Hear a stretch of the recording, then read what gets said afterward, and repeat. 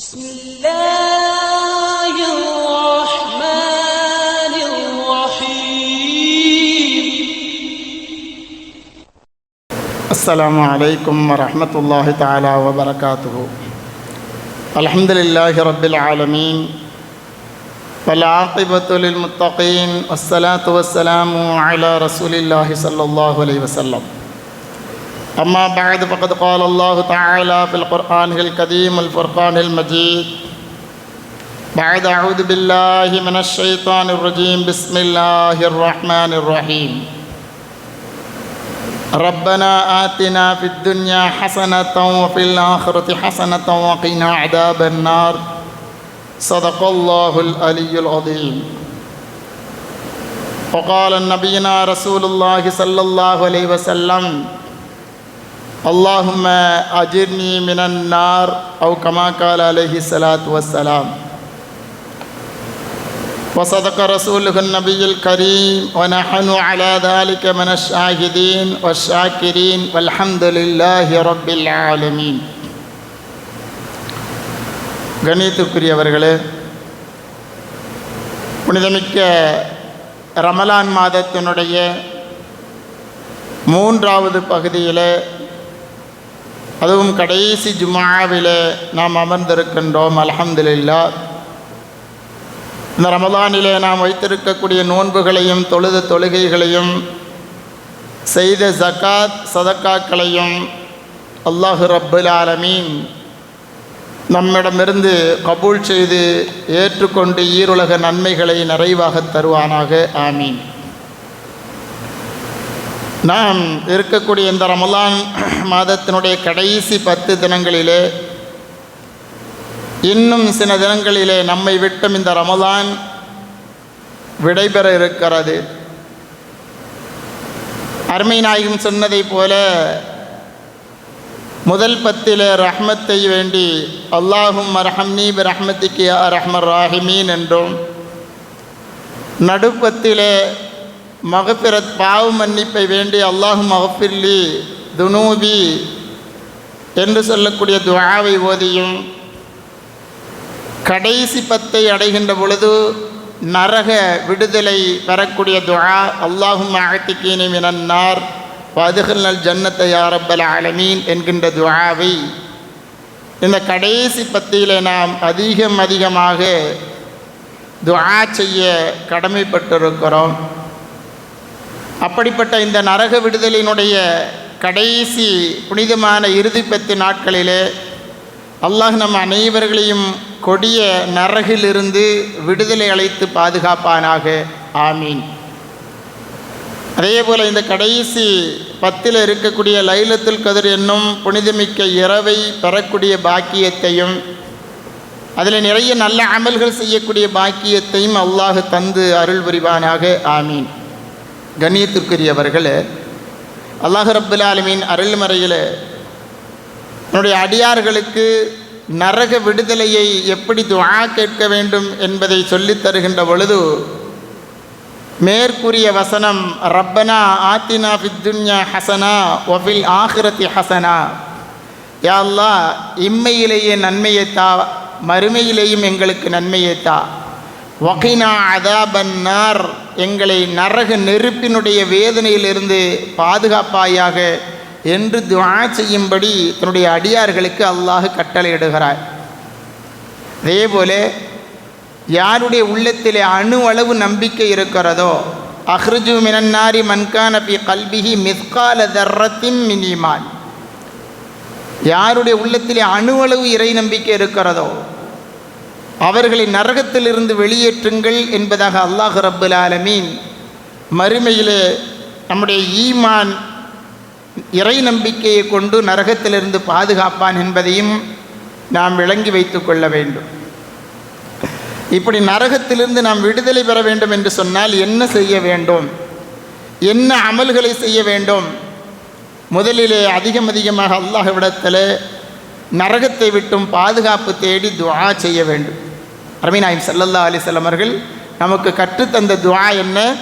அல்லாஹும்ம அஜிர்னி மினன் நார், யா அல்லாஹ், எங்களை நரக நெருப்பிலிருந்து பாதுகாப்பாயாக என்பதாக நாம் அதிகமாக துஆ செய்து கொண்டே இருக்க வேண்டும் என்பதை அருமை நாயகம் சொல்லித் தருகிறார்கள்.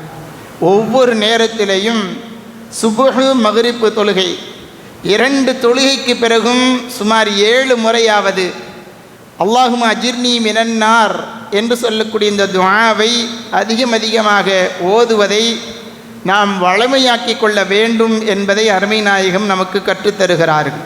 இன்னொன்று தெரியுமா, இந்த நரகமே நமக்காக வேண்டி சிபாரிசு செய்யும், பரிந்துரை செய்யும் என்று சொன்னால் நாம் நம்ப முடிகிறதா?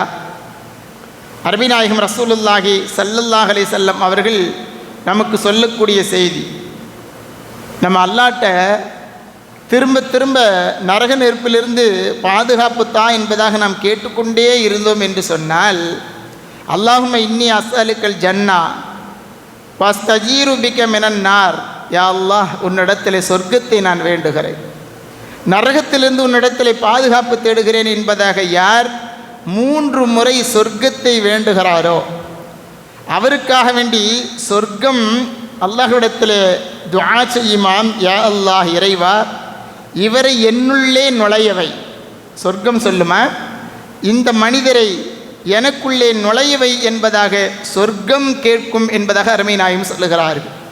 அதே போல நரகத்திலிருந்து நாம் விடுதலை கேட்டுக்கொண்டே இருந்தால் யார் 3 முறை நரகத்திலிருந்து பாதுகாப்பு தேடுகிறாரோ அவருக்காக வேண்டி நரகம் அல்லாஹ்விடத்தில் துஆ செய்யுமாம், யா அல்லாஹ் இந்த மனிதரை என்னிடமிருந்து காப்பாற்று என்பதாக நரகமே அல்லாஹ்விடத்தில் துஆ செய்யும் என்பதாக அருமை நாயகம் ரசூலுல்லாஹி ஸல்லல்லாஹு அலைஹி வஸல்லம் அவர்கள் நமக்கு சொல்லித் தருகிறார்கள். ஆகவே நாம் இந்த ரமலானுடைய துஆ ஏற்கப்படக்கூடிய நாட்களிலே நேரங்களிலே அதிகமாக அல்லாஹ்விடத்திலே சொர்க்கத்தை வேண்டுவதும் நரகத்திலிருந்து பாதுகாப்பு தேடுவதும் அந்த துஆவை அதிகமாக நாம் வளமையாக்கி கொள்ள வேண்டும் என்பதை அருமை நாயகம் ரசூலுல்லாஹி ஸல்லல்லாஹு அலைஹி வஸல்லம் அவர்கள் சொல்லித் தருகிறார்கள். நரகத்திலிருந்து கடைசியாக ஒரு மனிதன் வெளியேழுவானாம். அப்போ அவர் என்ன செய்வான்னு சொன்னால், மறுமை நாளில் எல்லாருக்கும் விசாரணை நடக்கும். விசாரணை நடந்து சொர்க்கம் அல்லது நரகம் என்பதாக தீர்ப்பளிக்கப்பட்டுவிடும். தண்டனை அனுபவித்த ஒரு முஃமின் கடைசியாக அங்கிருந்து வெளியேற்றப்படுவார். அப்படி அவர் வெளியேற்றப்படுகின்ற பொழுது நரகத்திலிருந்து அவர் எப்படி வருவாராம், தவழ்ந்து வருவாராம். வெளியே வந்த உடனே நரகத்தை இப்படி திரும்பி பார்த்து, என்னை உன்னிடமிருந்து காப்பாற்றிய அல்லாஹுவுக்கே புகழ் அனைத்தும் என்பதாக அந்த மனிதர் அல்லாஹுவிடத்திலே அல்லாஹுவை புகழ்ந்து துஆ செய்வார். துஆ செஞ்சுட்டு முன்னோர்களுக்கும் பின்னோர்களுக்கும் தராத ஒரு பெரும் பாக்கியத்தை அல்லாஹ் எனக்கு தந்துவிட்டான் என்பதாக சந்தோஷத்தில் அந்த மனிதர் சொல்வாராம். அவருக்கு முன்னால் இதை சொன்ன உடனே அவருக்கு முன்னால் ஒரு மரத்தை அல்லாஹ் ரப்புல் ஆலமீன் ஏற்பாடு செய்வார். ஒரு மரம் தோன்றும். அவர் அல்லாஹ்விடத்தில், யா அல்லாஹ் அந்த மரத்தினுடைய நிழலில் நான் கொஞ்சம் ஓய்வு எடுத்துக்கிறேனே என்பதாக தவழ்ந்து கொண்டு, இதிலிருந்து வரக்கூடியவர் நரகத்திலிருந்து கடைசியாக வெளிவரக்கூடியவர், யா அல்லாஹ் அந்த மரத்தினுடைய நிழலில் கொஞ்ச நேரம் நான் ஓய்வு எடுக்கிறேனே என்பதாக சொல்வார். அல்லாஹ்விடத்தில் கேட்டுப்பட்ட பொழுது அல்லாஹ் அனுமதி அளிப்பார். அப்போ அந்த மனிதர் கொஞ்சமாக தவழ்ந்து போகிறார். அங்கே அந்த கனிகளை, அந்த மரத்தில் இருக்கக்கூடிய பழங்களை என்னை அங்கே உண்ணுவதற்காக வேண்டி அங்கே சேர்த்துவிடு என்பதாக அல்லாஹ்விடத்தில் கேட்பார். அப்பொழுது அல்லாஹ் ரப்புல் ஆலமீன் சொல்வான், ஆதமுடைய மகனே இதை நான் உனக்கு தர்றேன், அந்த மரத்துக்கு அடியில் நீ ஓய்வெடுக்கலாம், அந்த பழங்களை உண்ணலாம், அந்த அனுமதியை உனக்கு நான் தருகிறேன், அதுக்கப்புறம் நீ எதுவுமே கேட்கக்கூடாதுன்னு சொல்லி அல்லாஹ் சொல்வான். அப்போ அந்த மனிதர் சொல்வார், சரி நான் நிச்சயமாக கேட்க மாட்டேன் அப்படின்னு அல்லாஹ்ட்ட உறுதியளித்துறார். அப்போ அல்லாஹ் ரப்புல் ஆலமீன் அனுமதி கொடுத்து விடுகிறார். அனுமதி அளித்த பிறகு அந்த மரத்தினுடைய நிழலுக்கு செல்கிறார். அதற்கு பிறகு அங்கிருந்து இன்னும் கொஞ்சம் தூரத்தில் அவருடைய கண்ணுக்கு மீண்டும் ஒரு மரம் கண்ணுக்கு தெரிகிறது. பிறகு அல்லாஹ்விடத்தில் கேட்குற, யா அல்லாஹ் ஆனால் அந்த மரத்துக்கு அடியில் கொஞ்சம் நேரம் நான் போய் ஓய்வு எடுக்கிறேனே என்பதாக. இப்படி 2-3 முறை ஒவ்வொரு மரமாக கொஞ்சமாக முன்னேறி கொண்டு தவழ்ந்து கொண்டே அந்த மனிதர் செல்கிறார். அல்லாஹ் அனுமதி அளித்து அதற்கு பிறகு எதுவும் கேட்கக்கூடாது என்பதாக சொல்லியே அல்லாஹ் அனுப்புகிறார். கடைசியாக சொர்க்கத்தினுடைய வாசல் அதை பார்க்கிறார். அங்கிருந்து வரக்கூடிய சப்தங்கள் அவரால் பொறுக்க முடியவில்லை. யா அல்லாஹ் அந்த சொர்க்கத்தினுடைய ஓரத்தில் முன்னால் வாசலில் கொண்டு போய் மாத்திரம் என்னை வைத்து விடு, அதற்கு மாத்திரம் அனுமதித்தா என்பதாக கேட்கிறார். அல்லாஹ் அதற்கும் அனுமதி அளிக்கிறான். வேறு எதுவும் கேட்கக்கூடாது என்பதாக மீண்டும் சொல்லுகிறான். அல்லாஹு ரப்புல் ஆலமீன் அதற்கு பிறகும் கடைசியாக அந்த சொர்க்கத்தினுடைய வாசலுக்கு அருகாமையிலே சென்றவர், யா அல்லாஹ் நான் கொஞ்சம் உள்ள ஓரத்தில் போய் உட்கார்ந்துக்கிறேன் என்பதாக கேட்கிறார். அல்லாஹு ரப்புல் ஆலமீன் மேலும் மேலும் மேலும், ஆதமுடைய மகனே, எத்தனை தடவை உனக்கு நான் அனுமதி அளித்தேன், நீ கேட்டதெல்லாம் நான் கொடுத்தேனே, பிறகு நீ கேட்கிறாய் என்பதாக அல்லாஹு ரப்புல் ஆலமீன் தான் தன்னுடைய அடியாரை மன்னித்து விட்டு அல்லாஹ் ரப்புல் ஆலமீன் சொல்வானா, நீ சொர்க்கத்திற்குள்ளே நுழைந்து விடு என்பதாக அல்லாஹ் ரப்புல் ஆலமீன் கடைசியிலே அந்த மனிதரை ஒரு அழகிய தோற்றத்திலே, அழகிய பாலுடைய நீரிலே குளிக்க வைத்து அல்லாஹ் பரிசுத்தப்படுத்தி சொர்க்கத்திற்குள் அனுப்பி விடுவான் என்பதை அருமை நாயகம் ரசூலுல்லாஹி ஸல்லல்லாஹு அலைஹி வஸல்லம் அவர்கள் சொல்லி காண்பிக்கின்றார்கள். அல்லாஹ் ரப்புல் ஆலமீன் அந்த மனிதரை ஒரு பேரழகு மிக்கவராக மாற்றி சொர்க்கத்தினுடைய இன்பங்களை அனுபவிக்கக்கூடிய அளவிற்கு அல்லாஹ் அந்த அடியாருக்கு மிகப்பெரிய தன்னுடைய மன்னிப்பை வழங்குவான்.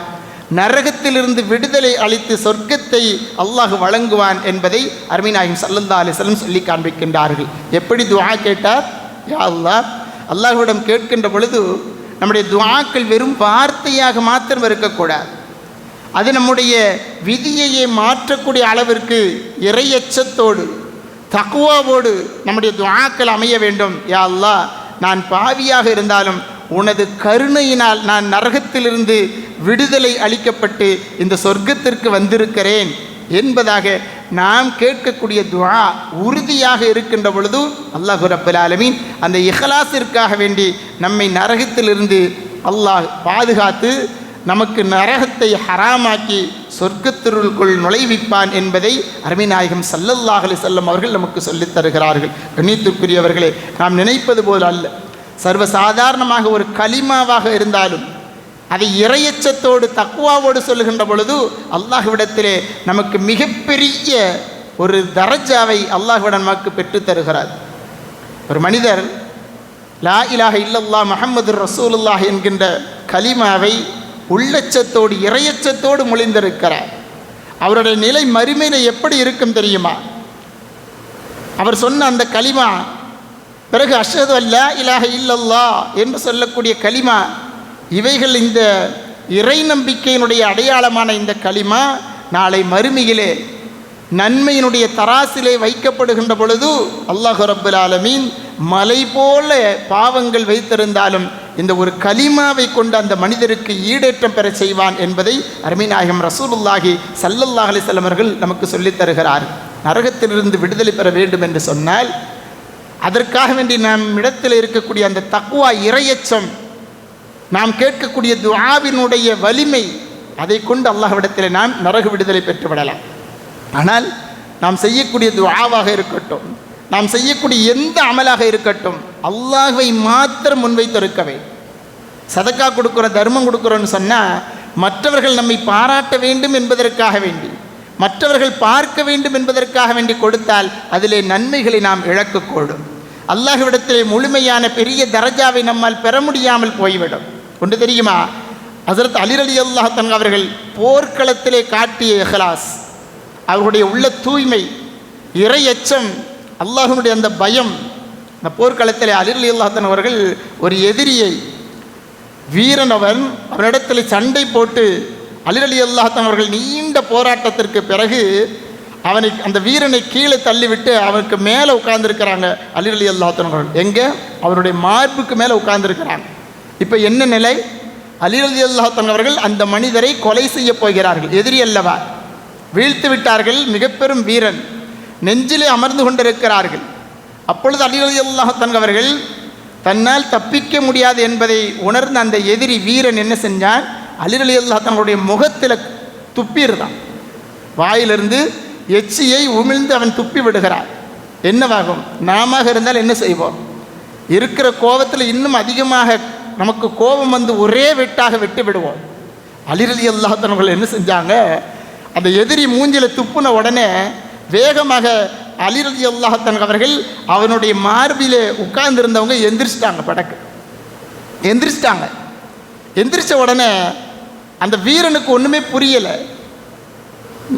உடனே அலி ரலியல்லாஹு தஆலா இடத்துல அந்த வீரன் கேட்கிறான், ஆச்சரியப்பட்டு கேட்கிறான், அலியே, நான் உங்களை அவமானப்படுத்தி இருக்கிறேன், மூஞ்சில காரி துப்பி இருக்கிறேன், உங்களை அவமானப்படுத்தியும் கூட கோபம் இல்லாமல், நேரம் உங்களுக்கு கோபம் வந்திருக்கணும், கோபமே வரல, என்னை அப்படியே விட்டுட்டீங்களே என்பதாக கேட்ட பொழுது அலி ரலியல்லாஹு தஆலா அவர்கள் சொன்னார்கள், வரலாற்று சிறப்புமிக்க பதிலை, அந்த பதிவாக இன்றும் ஹதீஸிலே வரலாற்றிலே பதிவு செய்யப்பட்டிருக்கிறது. நான் உன்ட்ட சண்டையிட்டது எதற்காக வேண்டி? அல்லாஹ்விற்காக வேண்டி, தீன் மார்க்கத்திற்காக வேண்டி சண்டையிட்டேன். அப்பொழுது நான் உனக்கு மேலாக அமர்ந்து கொண்டு உன்னை கொலை செய்யக்கூடிய கடைசி தருணம், அதுவரை நான் அல்லாஹ் தீனுக்காக வேண்டி நான் போரிட்டு கொண்டிருந்தேன். நீ என் மூஞ்சில் துப்புன உடனே எனக்கு கோபம் வந்து நான் உன்னை கொலை செய்திருந்தால், உன்னை வெட்டி இருந்தால், அந்த நேரத்தில் நான் உன்னை வீழ்த்தியது என்னுடைய தனிப்பட்ட அந்த கோபத்திற்காக வேண்டி ஆகிவிடுமே என்பதாக அலி ரலியல்லாஹு தஆலா அவர்கள் சொல்லிவிட்டு அந்த இஹ்லாஸை, மன தூய்மையை அவனிடத்தில் எடுத்து சொன்ன பொழுது, அந்த வீரன் எதிரியாக இருந்தாலும் அலி ரலியல்லாஹு தஆலா அவருடைய இஹ்லாஸ், மன தூய்மையை பார்த்து உடனே ஈமான் கொண்டு லா இலாஹ இல்லல்லாஹ் முஹம்மதுர் ரசூலுல்லாஹ் என்கின்ற தாரக மந்திரத்தை மொழிந்து ஈமான் கொண்டான் என்கின்ற வரலாற்று செய்தி இன்றும் பதிவு செய்யப்பட்டிருக்கின்றது என்று சொன்னால், எந்த நேரத்தில் இஹ்லாஸை, அந்த தக்வாவை அலியின் கர்ரமல்லாஹு வஜ்ஹா அவர்கள் கடைபிடித்தார்கள் என்பதை பார்க்கின்ற பொழுது, நாம் செய்யக்கூடிய எந்த செயலாக இருந்தாலும் சரி, அல்லாஹ்விற்காக வேண்டி இறையச்சத்தோடு மன தூய்மையோடு இஹ்லாஸாக இருந்தால் அல்லாஹ் ரப்பல் ஆலமீன் அதை ஏற்றுக்கொள்கிறார், அதற்குரிய நற்கூலிகளை வழங்குகிறான் என்பதை நாம் பார்க்கின்ற பொழுது, நாம் செய்யக்கூடிய எந்த இபாதத்தாக இருந்தாலும் சரி, அல்லாஹ் ரப்பல் ஆலமீன் அவனுக்காக வேண்டி நான் பொறுத்து கொள்கிறேன், அவனுக்காக வேண்டி நான் இதை செய்கிறேன் என்பதாக முழு மனதோடு செய்கின்ற பொழுது அல்லாஹ் நமக்கு நரக விடுதலையை தர காத்திருக்கிறான் என்பதை நாம் சிந்தித்து பார்க்க வேண்டும். முகலாயனுடைய ஆட்சி காலத்தில் வாழ்ந்த குதுபுத்தீன் பக்தியார் ரஹ்மத்துல்லாஹி அலைஹி அவர்கள் மரண வேளை, கடைசி நேரம். அப்போ அவங்களுடைய ஜனாசா தொழுகையை தொலை வைக்க வேண்டும் அல்லவா, அதற்கு அவங்க என்ன செய்யணும், ஃபஸ்ட்டு எடுத்தோன்னா அவங்க வசியத்து செஞ்சுருவாங்க, எனக்கு இவங்க தான் தொலை வைக்கணும்னு சொல்லி வசியத்து செஞ்சுருவாங்க. அப்போ அவங்க அந்த கடைசி நேரம், அவங்க குதுபுத்தீன் பக்தியார் அவர்கள் நல்ல இபாதத்தான ஒரு ஆபித் ரஹ்மத்துல்லாஹி அலைஹி, அவங்க சொன்னாங்க, ஒரு 4 விஷயம் யாரிடத்தில் இருக்கிறதோ அவர் என்னுடைய ஜனாசா தொழுகையை தொலை வைக்கட்டும்னு சொல்கிறாங்க. சொல்லிவிட்டு அந்த 4 விஷயத்தையும் அவங்க வசியத்து செய்கிறாங்க. யார் அவருடைய வயது வந்ததிலிருந்து தஹஜ்ஜத் தொழுகையை விடாமல் தொழுதவர், தொழுகை தஹஜ்ஜத்தினுடைய பழக்கமுடையவர், அவர் தான் தொலை வைக்க வேண்டும், முதல் கண்டிஷன். 2வதாக அசர் தொழுகையினுடைய முன் சுன்னத்தை யார் தினந்தோறும் பேணி வருகிறாரோ அவர். 3வதாக அந்நிய பெண்களை பார்க்காமல் இருப்பவர்.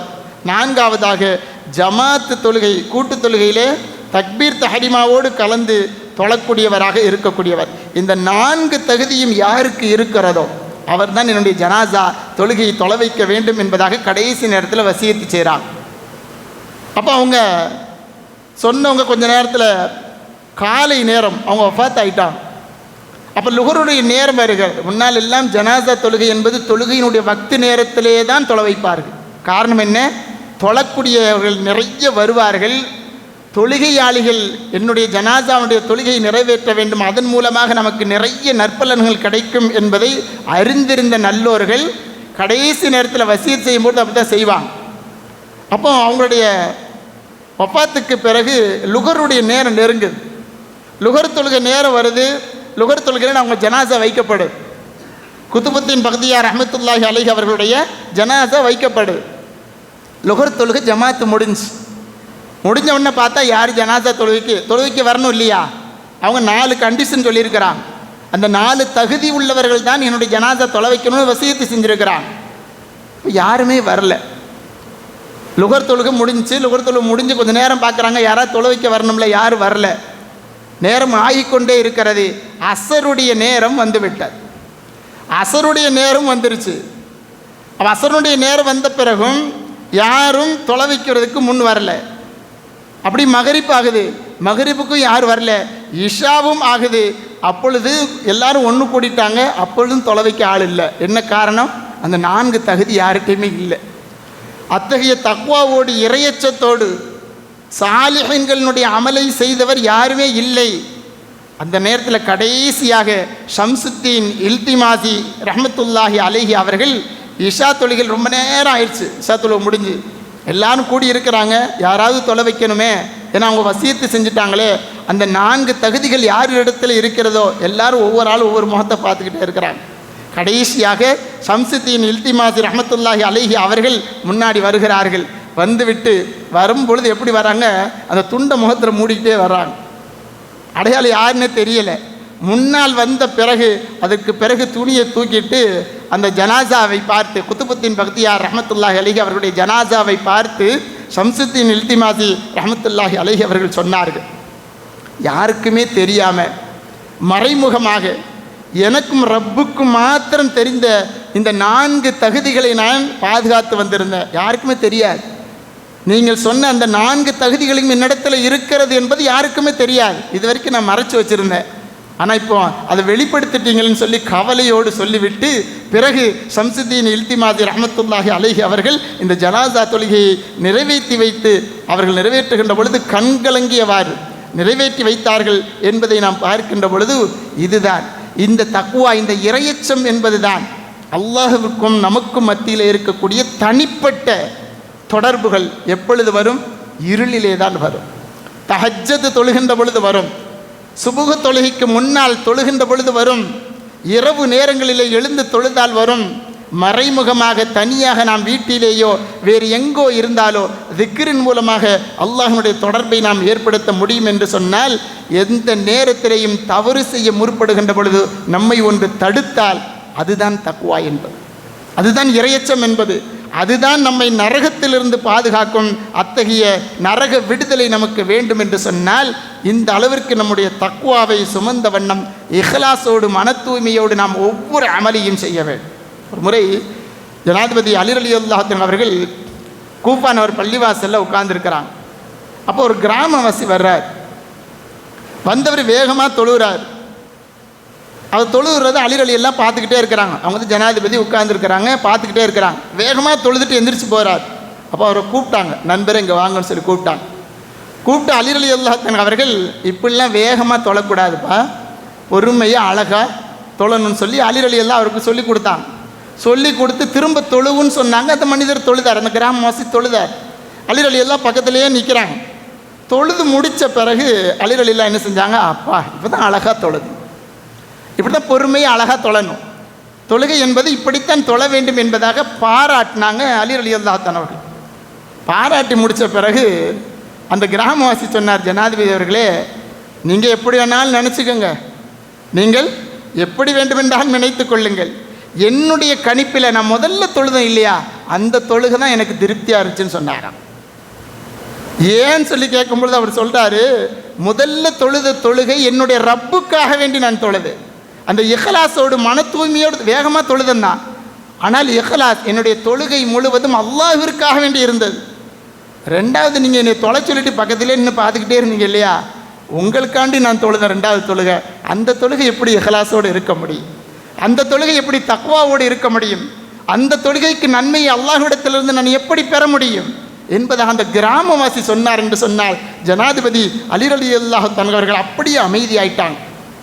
ஏனென்று சொன்னால் நாம் செய்யக்கூடிய எந்த இபாதத்தாக இருந்தாலும் அல்லாஹ் ரசூலுக்காக வேண்டி, தீனுக்காக வேண்டி, மார்க்கத்திற்காக வேண்டி இஹ்லாஸோடு மன தூய்மையோடு நாம் செய்கின்ற பொழுது அல்லாஹ் ரப்பல் ஆலமீன் அதற்குரிய நற்கூலிகளை வழங்குகிறார். நரக விடுதலை நாம் கேட்க வேண்டும் என்று சொன்னால் நல்ல இபாதத்துகளை செய்துவிட்டு அல்லாஹ்விடத்திலே முறையிடுவது, தனிப்பட்ட வகையிலே முறையிடுவது அல்லாஹ் ரப்பல் ஆலமீன் அதைத்தான் விரும்புகிறான். அதே போல் ஏதாவது சின்ன தர்மம் செய்கிறோம், சதக்கா செய்கிறோன்னு சொன்னால் அந்த தர்மமும் கூட நரகத்திலிருந்து நம்மை பாதுகாக்கும், நரகத்திலிருந்து நம்மை பாதுகாக்கும். இத்தக்குன் நார் வலவு பிஷிக்கி தமரா என்று சொல்லக்கூடிய செய்தியை நாம் பார்க்க முடியும். பேரிச்ச மலத்தினுடைய ஒரு துண்டை கொண்டாவது நரக நெருப்பிலிருந்து உங்களை பாதுகாத்துக் கொள்ளுங்கள் என்று அருமை நாயகம் சொன்னார்களே, அந்த ஹதீதை நாம் பார்க்கின்ற பொழுது பேரிச்சம்பழத்தை அதனுடைய ஒரு துண்டை தர்மம் செய்தாவது நாம் அல்லாஹ்விடமிருந்து நரக விடுதலையை பெற முடியும். கண்ணியத்திற்குரியவர்களே, கைவிடப்பட்ட ஒரு விதவை, அதே போல் ஒரு செல்வந்தர், இருவர்களுக்கு மத்தியில் நடந்த ஒரு சின்ன விஷயம். நிஷாபூர் என்று சொல்லக்கூடிய ஒரு பெரிய அந்த ஊரிலே இருக்கக்கூடிய ஒரு பெரிய செல்வந்தர். அவர் ஒவ்வொரு வருஷமும் என்ன செய்வார், ரமலானுடைய மாதத்தில் நிறைய ஏழைகளுக்கு சதக்காக்கள் தான தர்மங்கள் நிறைய செய்வார், நிறைய உணவு கொடுப்பார், நிறைய தர்மம் செய்வார், நல்ல இபாதத்தானார். அப்போ ஒரு முறை அவர் தன்னுடைய வீட்டு மாடியில் நின்றுக்கிட்டு இருக்கிறாரு. இப்படி நிற்கும் பொழுது கீழே எட்டி பார்க்குறார். எட்டி பார்க்கும் பொழுது ஒரு பெண்மணி குப்பை தொட்டியில் எதையோ கிண்டிக்கிட்டு இருக்கிறார். அவர் பார்த்துக்கிட்டே இருக்கிறார். இந்த பெண்மணி அப்படியே குப்பை தொட்டியை தேடிட்டு கடைசியில் ஒரு காஞ்ச எலும்பு துண்டு இருக்குது, அந்த எலும்பு துண்டை எடுத்து அப்படியே சுரண்டுறார். அதில் கொஞ்சம் கொஞ்சம் ஏதாவது ஒட்டி இருக்கும் இல்லையா, அதை சுரண்டி அந்த பெண்மணி எடுத்து தன்னுடைய துணியில் எடுத்து மடிச்சுக்கிறாங்க. மடிச்சுக்கிட்டு அந்த பெண்மணி அப்படியே போகிறாங்க. போகின்ற பொழுது மறைத்து கொண்டே எடுத்து செல்கிறார் அந்த பெண்மணி. அதை மேலே இருந்து பார்த்துக்கிட்டு இருந்தவங்க வேகமாக இறங்கி கீழே வந்துட்டாங்க. அந்த பெண்மணியை கூப்பிட்றாங்க, வாங்கன்னு சொல்லி கூப்பிட்றாங்க. கூப்பிட்டு அந்த பெண்மணிகிட்ட கேட்டாங்க, தாயே நீங்கள் ஏன் அந்த குப்பை எதோ கிளறிட்டு இருந்தீங்களே, ஒரு எலும்பை எடுத்தீங்களே திரும்ப போட்டிங்களே, என்ன செய்தின்னு சொல்லி கேட்குறாங்க. அப்பொழுது அந்த தாய் பெண்மணி சொன்னால், ஃபஸ்ட்டு எடுத்தோடனே வெட்கப்பட்டு சொல்லலை, திரும்ப திரும்ப கேட்ட உடனே அழுது கொண்டே அந்த பெண்மணி, அந்த விதவை பெண்மணி சொன்னால், எனக்கு 4 பெண் குழந்தைகள் இருக்கிறாங்க வீட்டில், அதுவும் சின்ன சின்ன பிள்ளைங்க. நான் ஒரு விதவை, என்னுடைய கணவர் இல்லை. எனக்கு 3 நாட்களாக என்னுடைய பிள்ளைகள் உணவு உண்ணாமல் வயிற்று பசியோடு இருந்து கொண்டிருக்கிறார்கள், பசியால் சுருண்டு கிடக்கிறார்கள். அவளுக்கு ஏதாவது கொடுக்கலான்னு நினச்சா என்கிட்ட எதுவுமே இல்லை. அதான் இங்கே வந்த குப்பையில் தேடி பார்த்தேன், ஒரு எலும்பு துண்டு இருந்துச்சு, அதில் ஒட்டி இருக்கும் இல்லை சின்ன சின்ன கறி துண்டு, அதை எடுத்து தண்ணியில் போட்டு கொதிக்க வச்சு அதையாவது என்னுடைய பிள்ளைகளுக்கு நான் கொடுக்கலாமே என்பதாகத்தான் நான் குப்பையை கிளறி கொண்டிருந்தேன் என்பதாக சொன்ன பொழுது, இதை கேட்ட உடனே அந்த செல்வந்தர், அந்த பணக்காரர் அழுதுறார். எவ்வளோ பேருக்கு நம்ம தர்மம் செய்கிறோம், எவ்வளோ பேருக்கு நம்ம உணவு அளிக்கிறோம், இது போன்ற பெண்மணிகளை நாம் விட்டு விட்டோமே என்கின்ற கவரியில் என்ன செஞ்சார், கடைசியில் அந்த பெண்மணியை தன்னுடைய வீட்டிலேயே வச்சுக்கிட்டு ஒரு ஓரமாக அந்த பெண்மணிக்கு, அந்த குழந்தைகளுக்கு, பெண்மணிக்கு அந்த குழந்தைகளோடு வச்சுக்கொண்டு, தினமும் நான் உங்களுக்கு எல்லா விதமான தேவையும் நானே நிறைவேற்றுகிறேன், நீங்கள் எங்கேயும் போகக்கூடாது என்பதாக அந்த செல்வந்தன் என்ன செய்கிறார், உங்கள் வீட்டிலே வச்சு எல்லா தேவையும் நிறைவேற்றுறார். கடைசியில் கொஞ்ச காலத்தில் அந்த செல்வந்தர் பணக்காரர் மௌத்தாயிடுறார். மரணித்த பிறகு ஊர் மக்களிலே ஒருவர், இபாதத்தான ஒருவர், அவருடைய கனவிலே இந்த செல்வந்தர் வருகிறார். அப்போ அவர்கிட்ட கேட்குறார், நீங்கள் இருக்கின்ற பொழுது எல்லாருக்கும் என்ன செஞ்சீங்க, நிறைய நல்ல அமல் செஞ்சீங்க, உங்களுடைய கடமையெல்லாம் நிறைவேற்றினீர்கள், எல்லாருக்கும் உதவி செஞ்சீங்க, இப்போ நீங்கள் சொர்க்கத்தினுடைய தோட்டத்தில் இருக்கிறீங்களா, நீங்கள் எப்படி இருக்கிறீங்க கேட்டபொழுது அந்த செல்வந்தர் சொன்னார், சொர்க்கத்திலே மிக அழகிய தோட்டத்திலே அல்லாஹ் என்னை வைத்திருக்கிறார், மிக மிக சந்தோஷமாக சுகபோகமாக நான் இருக்கிறேன், அல்லாஹ் என்னை அந்த அளவிற்கு கவனிக்கிறார், அல்லாஹ் என்னை மேன்மைப்படுத்தி விட்டான் என்பதாக சந்தோஷமாக அவர் சொல்லிட்டு சொல்கிறாரு. இத்தகைய பெரும் பாக்கியம் எனக்கு எப்படி கிடைத்தது தெரியுமா, நான் ஹஜ் உம்ராலாம் செஞ்சுட்டேன், என்னுடைய அமல்கள் தொழுகைகளை சரியாக நிறைவேற்றிருக்கிறேன், நோன்புகளை நிறைவேற்றிருக்கிறேன், என்னுடைய ஜக்காத்தை சரியாக கொடுத்துருக்கேன், தான தர்மங்கள்லாம் நிறைய செஞ்சுருக்கிறேன், அதுவெல்லாம் எனக்கு அந்தளவுக்கு இந்த பலனை தந்த மாதிரி எனக்கு தெரியல சொல்லிட்டு அந்த செல்வந்தர் பணக்காரர் சொன்னாராம், ஒரு பெண்மணி, விதவை பெண்மணி 4 பெண் குழந்தைகளோடு கஷ்டப்பட்டதை அழைத்து வைத்து நான் அந்த பெண்மணிக்கு வேண்டியதை செய்தேனே, அந்த விதவை பெண்மணியுடைய துஆவினால் அல்லாஹ் ரப்பல் ஆலமீன் இத்தகைய சொர்க்கத்து தோட்டத்தை எனக்கு தந்திருக்கிறான், என்னை கண்ணியப்படுத்துகிறான் என்பதாக அந்த செல்வந்தர் சொன்னார் என்கின்ற செய்தியை நாம் ஹதீதிலே வரலாற்றிலே பார்க்கின்ற பொழுது, கண்ணியத்திற்குரியவர்களே, நாம் செய்யக்கூடிய எந்த அமலாக, எந்த செயலாக இருந்தாலும் சரி, அல்லாஹ் ரப்பல் ஆலமீனுக்காக வேண்டி இருக்கின்ற பொழுது, ஒரு பசியை தீர்த்த காரணத்தினால் அல்லாஹ் ரப்பல் ஆலமீன் எத்தகைய ஹஜ் உம்ரா செய்த போதிலும் அந்த விதவை பெண்மணிக்கு பசியை தீர்த்த காரணத்தினால், அந்த 4 பெண் குழந்தைகளுக்கு பசியை தீர்த்த காரணத்தினால் அல்லாஹ் ரப்பல் ஆலமீன் இவ்வளவு பெரிய தரஜாவை கொடுத்தான் என்பதை பார்க்கின்ற பொழுது, அல்லாஹ் ரப்பல் ஆலமீனுக்காக வேண்டி அழுத அந்த கண்ணீர் துளிகள் இருக்கிறதே, அது நாளை மறுமையிலே நமக்கு மிக பெரும் நரக கங்கை அளிக்கும் என்பது நமக்கு எத்தனை பேருக்கு தெரியும். நபிநாயகம் ஸல்லல்லாஹு அலைஹி வஸல்லம் சொல்கிறார், சாதாரணமானதாக அல்ல, நாம் இந்த துன்யாவிலே எந்த பாவத்திற்காக வேண்டி, எந்த கஷ்டத்திற்காக வேண்டி அல்லாஹ்விடத்திலே மனமுருகி அழுது கண்ணீரை வடிக்கின்றோமோ, அந்த கண்ணீர் நாளை மறுமையிலே நரகத்தினுடைய மிக பெரும் கங்கை அது இல்லாமல் ஆக்கிவிடும் என்பதை அருமை நாயகம் ஸல்லல்லாஹு அலைஹி வஸல்லம் சொல்லக்கூடிய செய்தி நமக்கு தெரியுமா?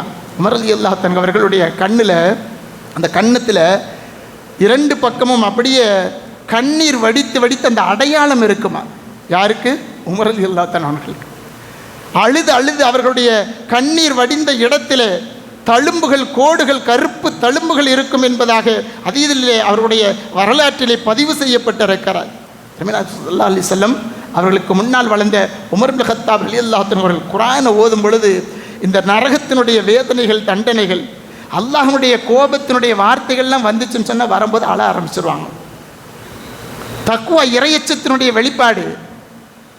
அத்தகைய உமர் இப்னு கத்தாப் ரலியல்லாஹு அன்ஹு அவர்கள் அவர்களுடைய அந்த இறை அச்சம்தான் நாளை மறுமையிலே நரகத்திலிருந்து அவர்கள் பாதுகாக்கப்பட்டவர்களாக, துன்யாவிலேயே சுவனத்து செய்திகள் சொல்லப்பட்டவர்களிலே ஒருவராக உமர் இப்னு கத்தாப் ரலியல்லாஹு அன்ஹு அவர்கள் ஆனார்கள் என்று சொன்னால், அவர்கள் இந்த இறையச்சத்தினால் அவர்கள் வடிக்கக்கூடிய அந்த கண்ணீரை கொண்டு அல்லாஹ் ரப்பல் ஆலமீன் நரக விடுதலை வழங்குகிறான் என்பதை நாம் சிந்தித்து பார்க்க கடமைப்பட்டிருக்கின்றோம். கண்ணியத்திற்குரியவர்களே, இந்த ரமலான் மாதத்திலே ஒவ்வொரு இரவிலேயும் அல்லாஹ் ரப்பல் ஆலமீன் நரகத்திலிருந்து பலரை விடுதலை செய்கிறார். அதற்காக வேண்டிதான் அருமை நாயகம் சொன்னார்கள், இந்த ரமலானுடைய கடைசி 10 இத்கும் மினன் நார், நரக விடுதலைக்குரிய 10.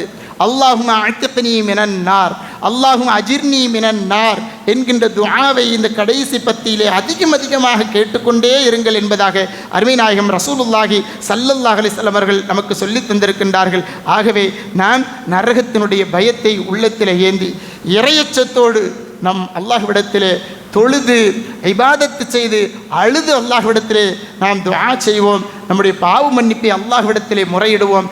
நரக விடுதலையை, நரகத்திலிருந்து பாதுகாப்பை அல்லாஹ்விடத்தில் கேட்போம். அதுவும் கண்ணீரோடு கேட்போம். அல்லாஹ் ரப்பல் ஆலமீன் அந்த கண்ணீரை சேகரித்து மறுமையிலே அதை கொண்டு நரக விடுதலையை அளிப்பான் என்பதை நாம் சிந்தித்து உணர கடமைப்பட்டிருக்கிறோம். அல்லாஹ் ரப்பல் ஆலமீன் இந்த துன்யாவிலே வாழும் காலமெல்லாம் அருள்மறை குர்ஆனிலே எப்படி வாழ வேண்டும் என்பதாக சொல்லியிருக்கிறானோ அதன் பிரகாரம், அருமை நாயகம் எப்படி வாழ வேண்டும் என்பதாக சுன்னத்தான வழிமுறைகளை நமக்கு கற்றுத்தந்திருக்கிறார்களோ அதன் பிரகாரமும் வாழ்வதற்கு நாம் முயற்சி செய்வோம். அல்லாஹ் ரப்பல் ஆலமீன் நம்மையும் நம்முடைய குடும்பத்தார்களையும் உலகிலே இருக்கக்கூடிய உம்மத்தே முஹம்மதியாவையும் அல்லாஹ் ரப்பல் ஆலமீன் நரக வேதனையிலிருந்து விடுதலை தந்து, முழுமையாக விடுதலை தந்து ஜன்னத்துல் ஃபிர்தௌஸ் என்று சொல்லக்கூடிய உயர்ந்த சொர்க்கத்திலே ஒன்றிணைப்பானாக. ஆமீன். வாஹிர் தஅவானா அல்ஹம்துலில்லாஹி ரப்பில் ஆலமீன். வஸ்ஸலாமு அலைக்கும் வரஹ்மத்துல்லாஹி தஆலா வபரகாத்துஹு.